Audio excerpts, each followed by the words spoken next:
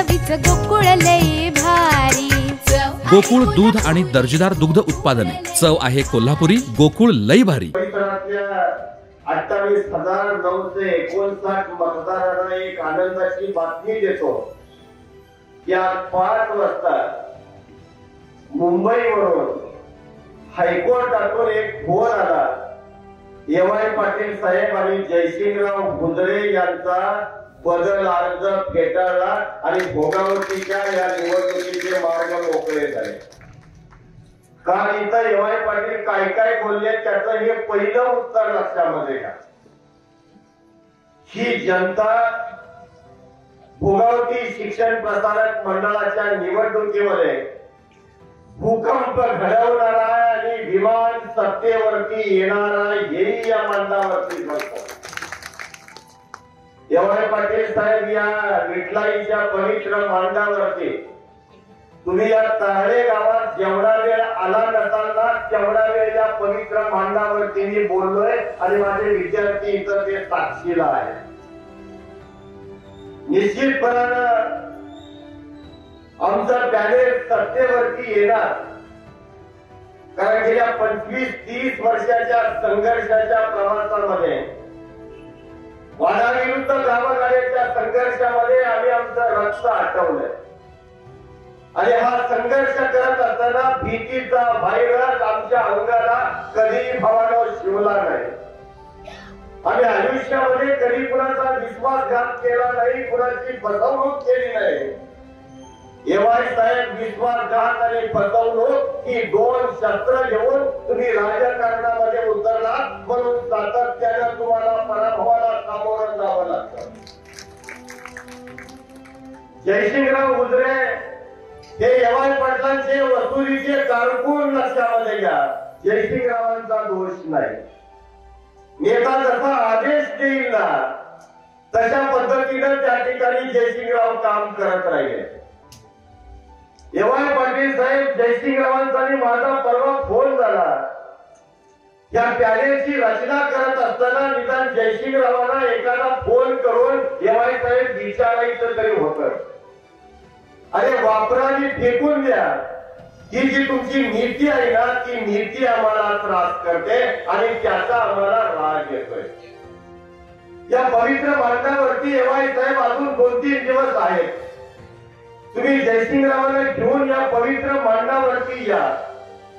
मी जनार्दन पाटील आणि चळवळीतल्या माणसांना घेऊन या व्यासपीठावरती येतो आणि जवळजवळ 20-22 वर्ष या कोर्ट कचेरीच्या अखत्यारीमध्ये असणारं महाविद्यालय आणि शिक्षण प्रसारक मंडळ बिनविरोध करण्यासाठी एक सर्वपक्षीय प्रस्ताव मी ठेवला। कोणता प्रस्ताव होता तो की 6 महिन्यामध्ये या शिक्षण संस्थेची घटना दुरुस्ती करायची आणि ती शिक्षण संस्था भोगावती साखर कारखान्यात सुपूर्द करायची। या एका मुद्द्यावरती या परिसरामध्ये मनवंतर घडलं आणि एवाय साहेब जानकर पाटलांच्या चळवळीतल्या 25 वर्षाच्या नैतिकतेला या सगळ्या परिसरातल्या मोठ्या नेत्यांनी कुठेतरी मान दिला आणि ही निवडणूक बिनविरोध करायची ठरली। 6 महिन्याकरता हे एवाय साहेब ठरलेलं होतं की नाही, या विठलाईच्या मांडावरती या आणि मग माझ्यावरती आरोप करा।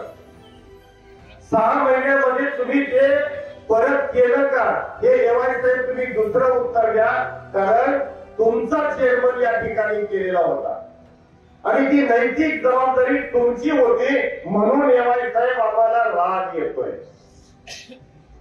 6 महिने झाले, वर्ष गेलं, 5 वर्ष गेली, कार्यकाळ संपल्यानंतर तरी एवाय साहेब ते तुम्ही परत केलं का हे मला सांगा।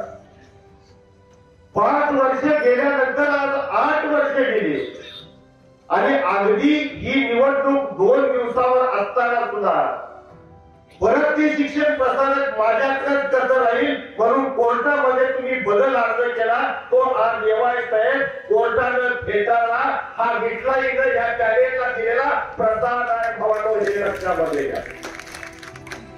अरे कोणत्याही साधारणतः सभा मंडपातला लोकप्रतिनिधी हा 5 वर्षाच्या बोलीने ठेवलेला जनतेचा गडी असतो एवढाच. तुम्ही जेव्हा माझ्यावरती आरोप केलेला 34 वर्षामध्ये जामदार पाटलांनी काय केलं महाविद्यालयामध्ये, आणि याच गोगावती कारखान्याचे माजी चेअरमन संजय पाटील माझे विद्यार्थी आहेत, त्यांना जाऊन एवढा साहेब विचारा मी 34 वर्ष काय केलं. कृषी उत्पन्न बाजार समितीचे विद्यमान संचालक शिवाजीराव पाटील 200 सदरांचा कार्यकर्ते आहे, त्यांना एवढा साहेब विचारा मी 34 वर्ष काय केलं. गोगावती कारखान्याचे विद्यमान संचालक रवी पाटील, त्यांना जाऊन विचारा मी 34 वर्ष काय केलं. इथं निवेदन करणारा अमोल नगरे माझा विद्यार्थी आहे, त्याला विचारा. इथं संजू पाटील बसले, त्याला विचारा. आणि या ताळे गावातल्या प्रत्येक घरात जा. या 34 वर्षामध्ये या घराघरातला विद्यार्थी माझ्या हाताखाली शिकलाय. एवढा साहेब त्याला विचारा 34 वर्षात जामदार पाटलांच्या महाविद्यालयामध्ये काय शिकवलं.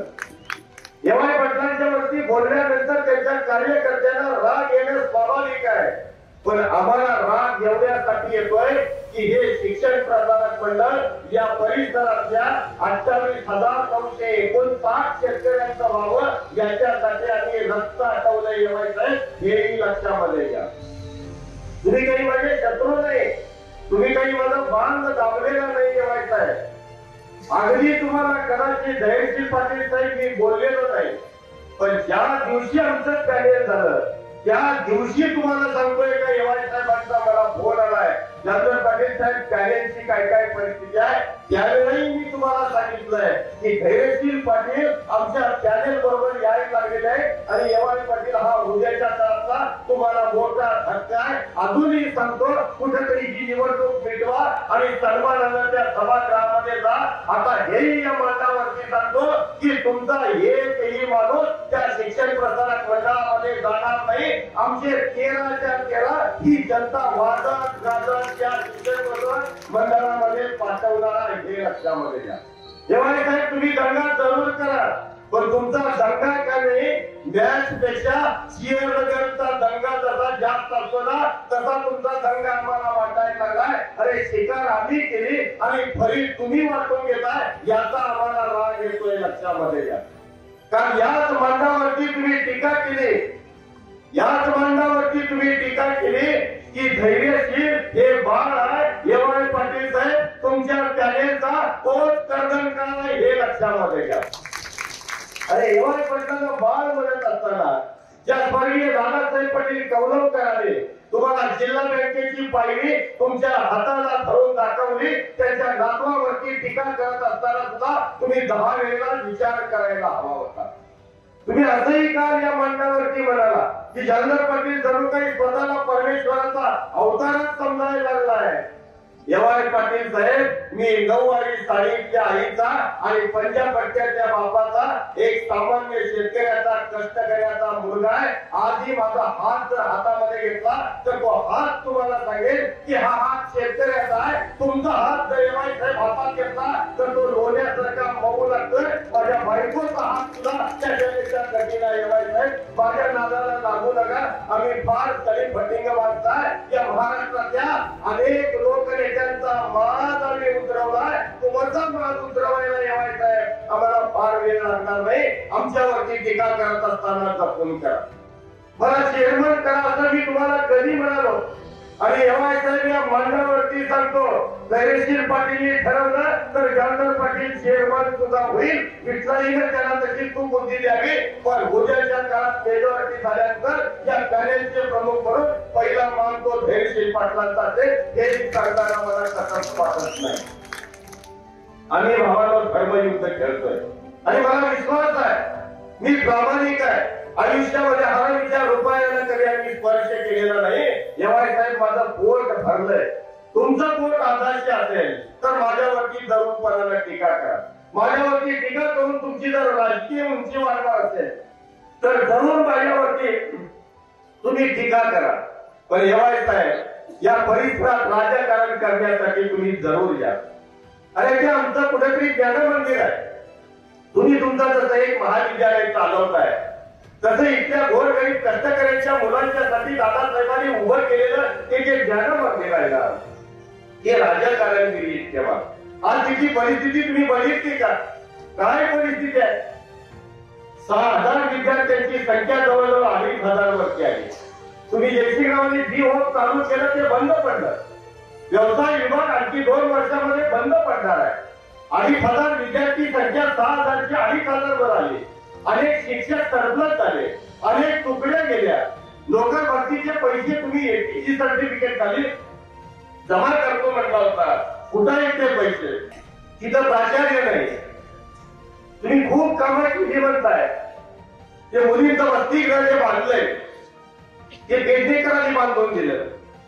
ती बाहेरची जी कमान आहे ती या गावचे सुपुत्र सबरे साहेबांनी बांधून दिली. तुम्ही काय केले याचं उत्तर द्या. अपेक्षा एवढीच आहे, आमची शिक्षण संस्था आम्हाला परत द्या, दुसरी काही अपेक्षा नाही.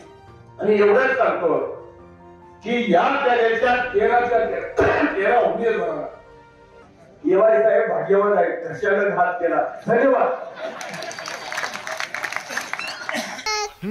क क कणीदार ख ख खमंग ग ग हा अगदी घरच्यासारखं कणीदार खमंग म्हणजेच गोकुळ तूप.